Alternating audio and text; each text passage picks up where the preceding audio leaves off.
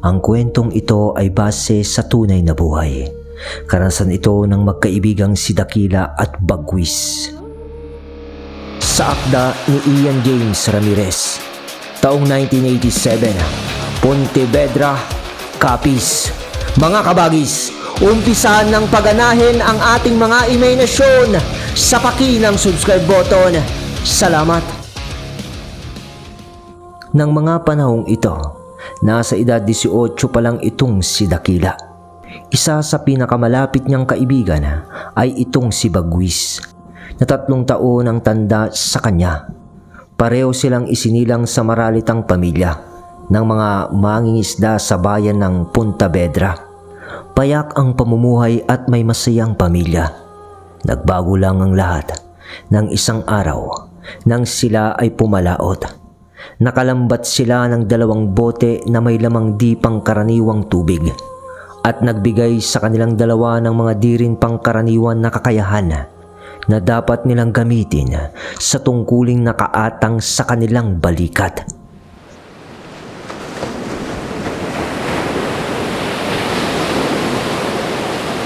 Nang isang araw, habang silang dalawa ay namamangka sa laot. Dakila, doon tayo sa bandaron. Mukhang maraming isda sa parting yan Pagmasdan mong tubig, mukhang maraming lumalangoy na isda. Aya ni Bagwis kay Dakila.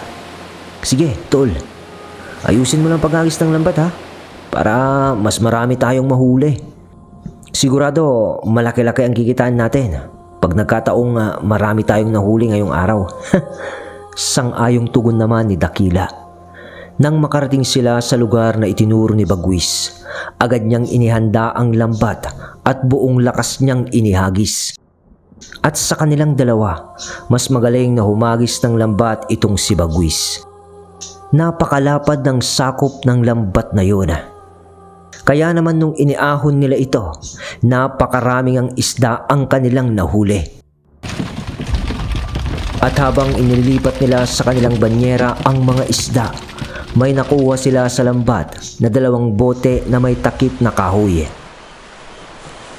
May lamang marakristal na tubig ang mga yun na kapag natatamaan ng sikat ng araw ay nakakasilaw. Binuksan ni Bagwis ang isa sa mga ito at kanyang inamoy-amoy. Mukhang malinis to Ano kayang klaseng tubig to? Saktong nauuhaw ako. Ligtas kayang inumin to, tol? Tanong ni Bagwis kay Dakila. Ewan ko, tol. Subukan mo kayong tikman. Tugon sa kanya nito. Pagkasabi nun ni Dakila, tinungga niya ang laman ng boting yun at tinikman muna ang tubig bago niya ito lunukin. Ano, tol? Wika ni Dakila.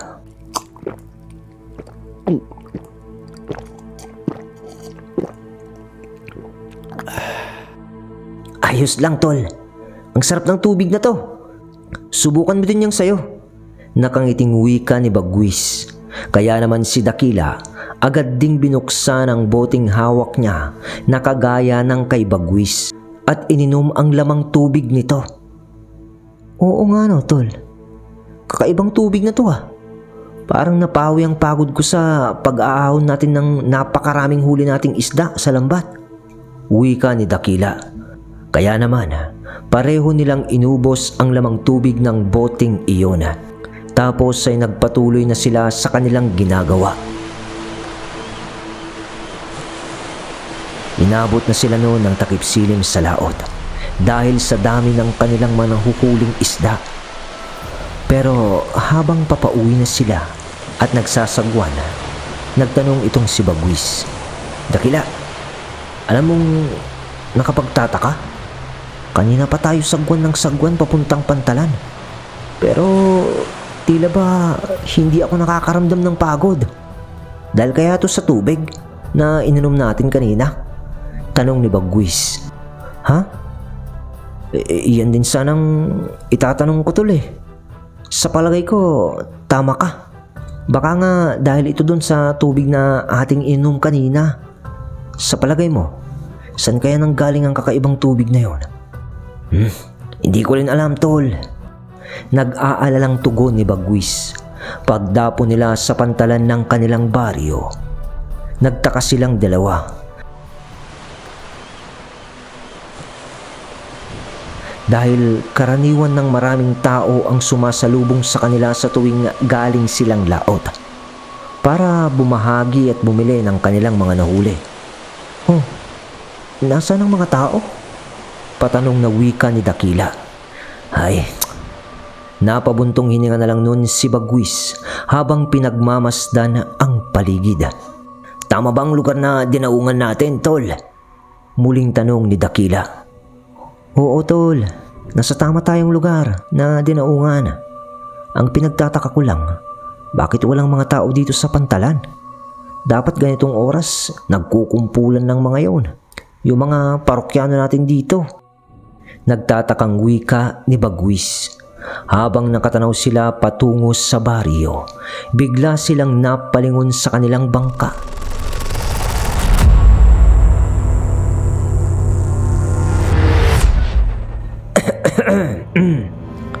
"Oh, mga iyo, pasensya na kung nagulat kayo. Nais ko sanang humingi ng isda sa inyo. Ihawin ko lang. Di pa kasi ako kumakain eh."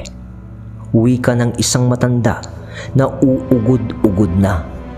Nagkatinginan sila nung magkaibigan sapagkat di nila mawari kung papaanong nakalapit ang matandang yun sa bangka nila nang di nila napapansin.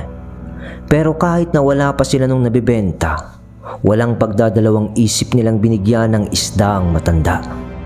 Para kasi sa kanila, maliit lang naman na parte ng kanilang huli ang makukuha. Kahit 2 kilo ang kunin ng matanda. Sige ho, amang. Kumuha na lang ho kayo. Ito ho ang lagayan na. Ito ho ang lagayan, no? Tugon ni Dakila, sabay abot ng isang sisidlan sa matanda. Habang dumadampot ng ilang pirasong isda ang matanda, nagsasalita naman ito ng, "Di nga nagkamali ang mga gabay ko na piliin kayo. Napakababait nyo, mga iho. Marunong kayong magbahagi ng biyayang natatanggap nyo. Huwag kayong mag-alala. Maya-maya, may mas malaking biyaya ang darating sa inyo." Wika ng matanda bago ito naglakad papalayo sa kanila. "Bueno, mga iho. Salamat nga pala dito." Habang pinagmamasdan nila ang matanda, napakusot sila nun sa kanilang mga mata nang bigla na lang mawala ito sa kanilang paningin. Nakaramdam ng takot noon ang dalawa at balak na sanang tumakbo papauwi sa kanila. Ngunit napatigil sila nang makarinig sila ng mga taong papalapit sa pantalan. Maya-maya, dumagsa ang mga kababaryo nila noon na naghahangad na bumili ng kanilang mga nahuling isda para ibenta naman sa merkado. Napalitan ng saya ang takot na kanilang nararamdaman noon nang mabilisang naubos ang halos nasa 5 banyera nilang huli ng isda. Tuwang-tuwa sila noong magkaibigan habang binabahagi nila ang kanilang napagbentahan. "Tol, sino kayo sa palagay mong matanda kanina? Napaka-misteryoso naman niya. Biruin mo, para siyang nagdilang anghel nang sabihin niyang mauubos ang nahuli natin." Wika ni Dakila kay Bagwis. "Oo nga, tol eh. Maski ako, ganyan din nasa isip ko. Hayaan mo na. Aalamin na lang natin kung sino siya kapag muli natin siyang nakita. Pag nagpakita pa ha. Isa pa kasi yan sa gumugulo sa isip ko. Yung sinabi nito na di nga nagkamali ang aking mga gabay sa pagpili sa inyo." "Oo nga no. Ano kayang ibig sabihin niya sa di nagkamali ang kanyang mga gabay na piliin tayo? Para makahingi siya ng isda?" "Ganon kaya yon, Bagwis?" Pabirong wika ni Dakila habang naglalakad sila papauwi. "Di ko rin alam, tol. Ngunit nararamdaman ko na may mas malalim na kahulugan ang sinasabi niyang yon. Kung ano man yon ang dapat nating malaman, Dakila." Tugon ni Bagwis. "At isa pa sa naiisip ko, kung konektado ba siya sa nararanasan nating kakaiba sa ating katawan. Maghapon tayong nagtrabaho. Inabutan pa tayo ng gabi. Ngunit ni katiting na pagod, wala akong nararamdaman. Dagdag pa nito. Siguro nga, tol. Siguro dapat natin siyang mahanap. Baka kasi may masamang epekto ang tubig na yun sa ating katawan na tanging siya lang ang may alam. Tugon ni Dakila. Tuwang-tuwa naman sa kanilang dalawa noon ang kanilang mga magulang dahil sa malaki ang kinita nila ng araw na yun. Magkapit-bahay lang sila noon kaya madali nilang napupuntahan ang bawat isa. Mukhang siniswerte kayo ng araw na to Malaki-laking halaga to, mga iho. Baka naman inaabuso nyo na ang ating karagatan, mga iho. Di ba kayo gumagamit ng lason o dinamita sa pangingisda nyo? Tanong ng ama ni Bagwis nang makauwi silang dalawa. Nako, hindi ho itay. Lambat lang pong ginagamit namin ni Dakila. Sadyang buenas lang ho kami ngayong araw. Tugon ni Bagwis sa kanyang ama. Pero mukhang hindi lang yung buenas. Dahil sa mga sumunod na gabi, lagi silang maraming nahuhuling isda sa tuwing sila ay pumapalaot. Lagi din nilang inaabangan noon ang matanda sa pantalan. Ngunit di na nila ito nakikita doon. Nang isang gabing kabilugan noon ng buwan, di muna sila pumalaot. Bihira lang kasi ang nahuhuli kapag ganong maliwanag ang buwan. Nagpaalam sila noon sa kanilang mga magulang na magtatambay lang sa tabing dagat upang magpahangin. Ngunit ang totoong pakay nila noon ay abangan ng muli na magpakita sa kanila ang matandang minsan nilang nakita.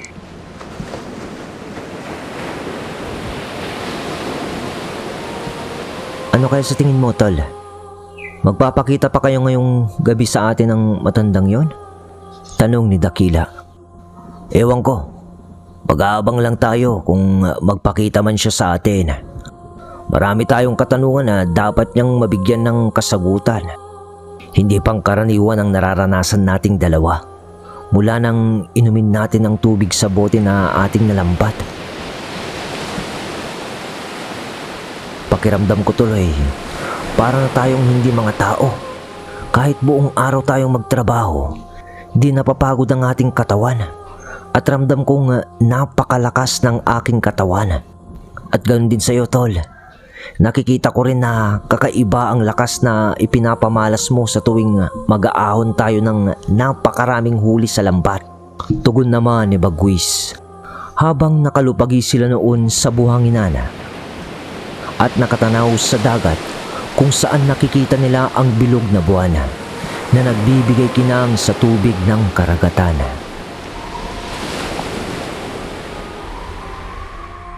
Nalalanghap nila ang samyo ng sariwang hangin. Ngunit maya-maya lang, bigla silang nakaamoy ng nakakasulasok at malansang simoy ng hangin. Lahat ng kanilang pandama ay naging alisto. Paningin, pakiramdam, pandinig at pang-amoy ay animoy tumaas ng 5 beses. Ultimo bahagyang kaluskos ay kanilang naririnig. Tol, may narinig ka ba? Mahinang sambit ni Dakila. Oo, ramdam kong may kung anong papalapit sa ating dalawa. Mahinang tugon naman ni Bagwis. At dahil doon,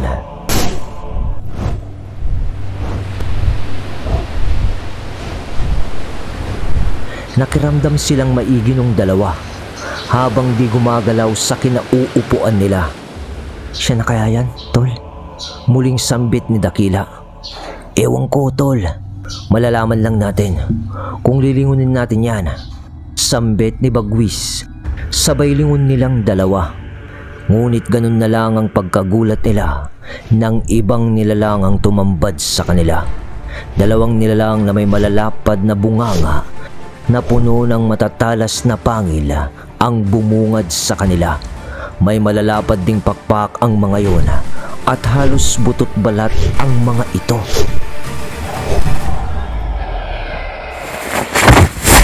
Nakaagad silang sinunggaban. Agaran naman nilang hinawakan sa magkabilang balikat ang mga yon upang di sila nito magawang sakmalin. Napahiga sila noong dalawa sa buhanginan habang nakikipagtagisan ng lakas sa mga nilalang. Tol! Anong klase mga nilalang to? Medyo natatakot na wika ni Dakila.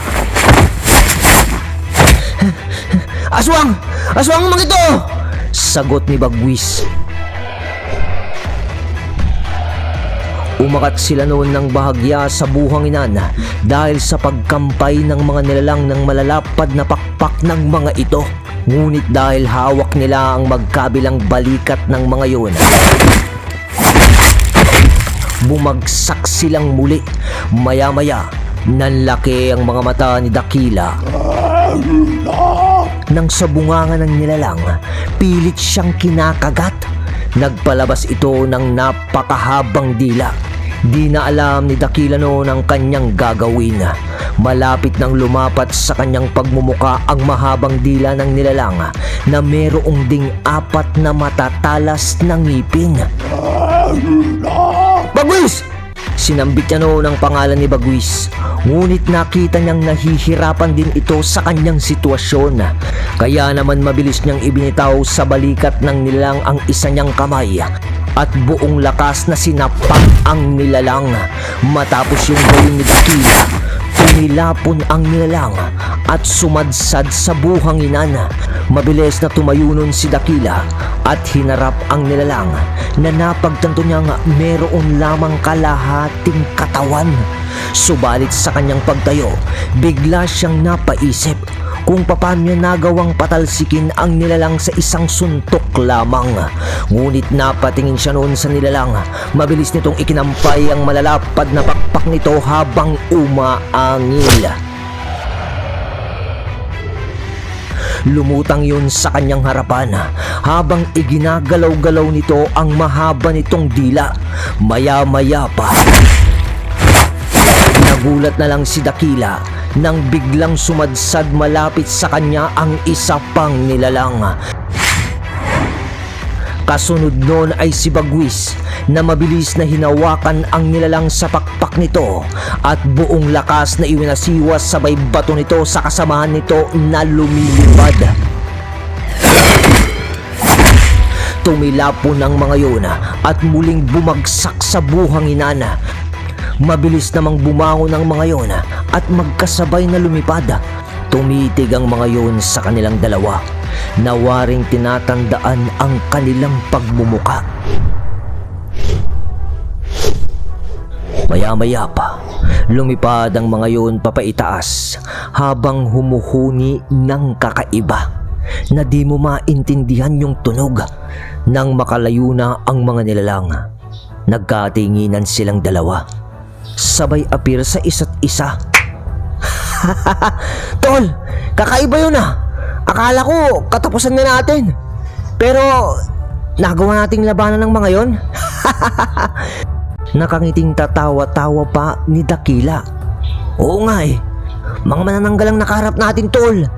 Pero kakaibang itsura nila. Di sila mukhang mga tao. Di na talaga maganda to. Kailangan na talaga nating malaman kung ano ba talaga ang nangyayari, kung bakit nararanasan natin ang mga bagay na ito. Tugon ni Bagwis. Ngunit napalingon sila sa kanilang likuran. Mukhang nararamdaman na ng mga demonyo ang presensya nyo. Kaya inaatake na nila kayo. Umpisa pa lang ito. Kaya maging handa kayo mga iho. Marami pang uri ng iba't ibang nilalang ang makakainkwentro nyo. Siya nga pala, kung may oras kayo, puntahan nyo ako sa islang yon. Doon nyo malalaman ang lahat ng nais nyong malaman. Wika ng matanda na minsan na nilang nakita habang itinuturo ang isang isla sa hilagang bahagi ng karagatan ng Punta Vedra.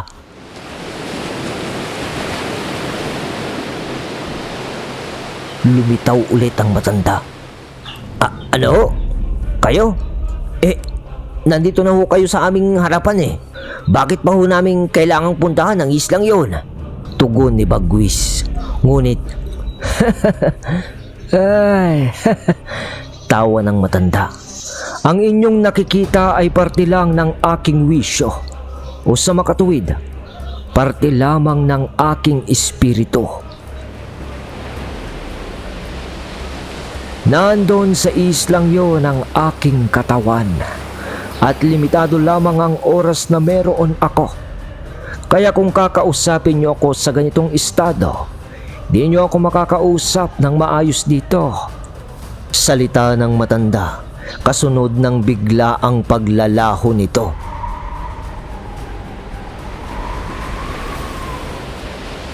Tol, ihanda natin ang bangka. Tutungo tayo sa isla na sinasabi ng matanda. Seryosong wika ni Bagwis. Mabilis nila noong nilikom ang lubid na nakatali sa isang malaking bato na nagsisilbing angkla ng kanilang bangka at mabilis ang isinulong yon patungo sa dagat. Agad silang sumakay doon at nagsagwan patungo sa isla na kanilang natatanaw. Alam nilang medyo malayo ang isla na yun at aabutin din sila ng halos ilang oras sa paglalayag. Ngunit dahil sa kagustuhan nilang mabigyan ng kasagutan ang lahat ng nangyayari, matyaga nilang binagtas ang karagatan patungo doon. Akala nila magiging matiwasay ang kanilang paglalakbay. Dahil habang nagsasagwan sila noon, nakarinig sila ng tinig na parabang umaawit. Napakaganda at kaakit-akit ang tinig na yon, na nagmula sa isa lamang hanggang sa paparamina ng paparami.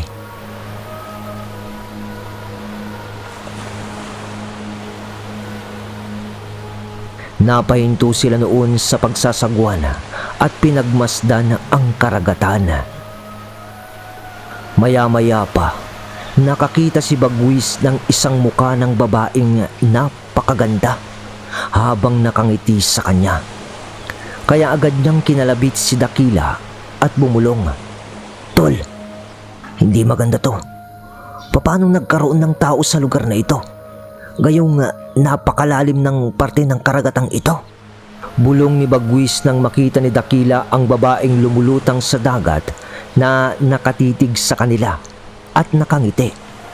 Paano nga nagkaroon ng tao dito? Pero tol, napakaganda niya eh. Isa ba siyang sirena? Bulong na sagot ni Dakila. Maya-maya pa, may mga umutlaw pa sa tubig na mga muka ng mga magagandang babae na nakatitig lahat sa kanila habang lumilikha ng magagandang tinig na tila umaakit sa kanilang dalawa at sa kanilang diwa. Nang mga oras na yun ay kasagsagan ng kaliwanagan ng buwan, kaya naman kitang-kita nilang dalawa ang magagandang muka ng mga dalaga sa ibabaw ng tubig. Pero biglang sumigaw si Bagwis ng, "Mga papandin lang! Layo nyo kami!" Sigaw ni Bagwis. Dahil sa sinabi ni Bagwis, biglang naging seryoso lahat ng pagmumuka ng mga nilalang na yun. Maya-maya, biglang umangil sa kanila ang mga ito at ang dating maamong muka ng mga yun ay naging muka ng mga halimaw.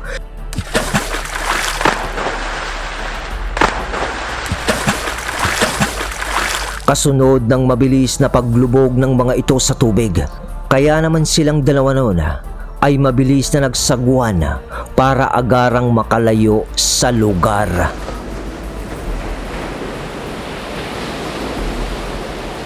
Alright mga kabagis ko, yun, mukhang mabangis na naman to. Sabi naman ni Kabagis James, series daw to eh. Kaya abangan natin ang part 2 ng Bagwis at Dakila. At dahil doon, mag-shoutout tayo mga kabagis ko. Matagal-tagal tayo hindi nakapag-shoutout. Shoutout po kay Janet Bisnar. Shoutout din po kay Precious Bueno Montejo. Shoutout din po kay Romel Liberato. Shoutout po kay Sammy Escobar. Shoutout po kay Elena Manilag. Shoutout kay Danny Boy. Shoutout din po kay Jessa May Villamora Libardos. Shoutout po kay Bulag na Anghel. Shoutout po kay Lay Queens. Shoutout po kay Freeman Boris. At shoutout din po kay Lilia Punsalan. So ayun muna mga kabagis ko, salamat sa suportang tunay.